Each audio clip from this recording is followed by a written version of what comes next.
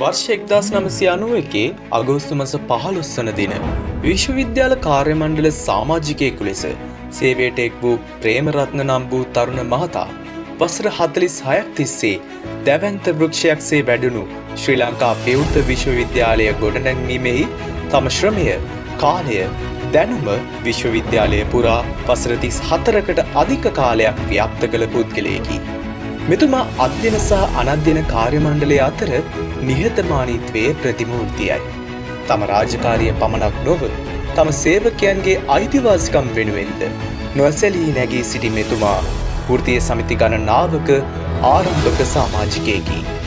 නිහතමානීකම සටන් කලාවක් ලෙස පිළිගත් ඔහු තම සහෝදර සේවකයන්ගේ අයිතිවාසිකම් දිනා ගැනීම සඳහා පැවති බොහෝ වෘත්තීය සටන්වලදී විවෘත විශ්වවිද්‍යාලයේ නියෝජනය කරමින් ඉදිරි පෙරේ සටන් සගයෙකු විය.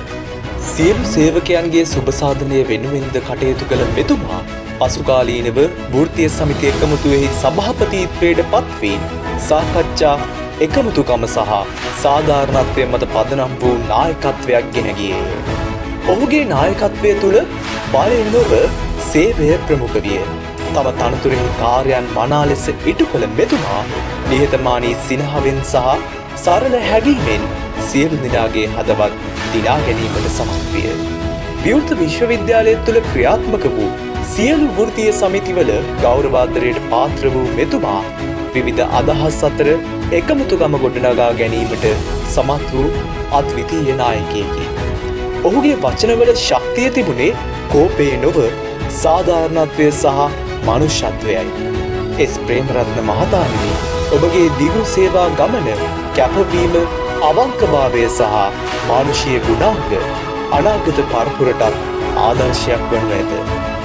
ඔබගේ සේවය අපට ආදර්ශයකි. ඔබගේ කැපවීම අපට ශක්තියකි. ඔබගේ මතකය වෘත්තීය සමිති ව්‍යාපාරය තුළ සදා අමරණීය වනු ඇත. ඔබට නිරෝගිමත් විශ්‍රාම දිවියක් වේවා.